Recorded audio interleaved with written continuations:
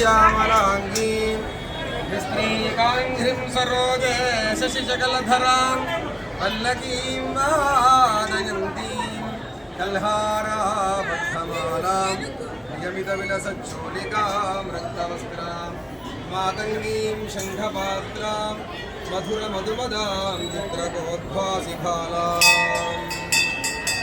यं यं कामेदे मध्यः तं तं प्राप्नोति निश्चितम् ఆషాఢమాసంలో ఈ యొక్క గ్రీష్మ ఋతువు వర్ష ఋతు యొక్క సంధికాలంలో అమ్మవారికి బోనాలు బోనం అంటే అమ్మవారికి చక్కగా దధి మధురమైనటువంటి భోజనాన్ని అలాగే జ్యోతి స్వరూపంగా కొలిచి అమ్మవారికి కూడా బోనాలు సమర్పిస్తున్నారు.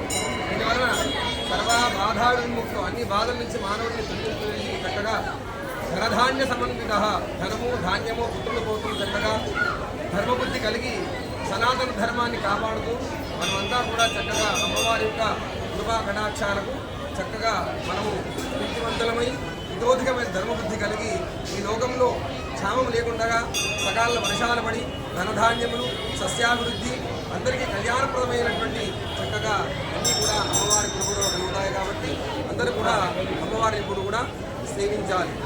సర్వా బాధాత్ముక్త ధనధాన్య సదానుగ మనుష్యో భవిష్యత్ నమ పార్వతీమదే హర హర మహాదేవ.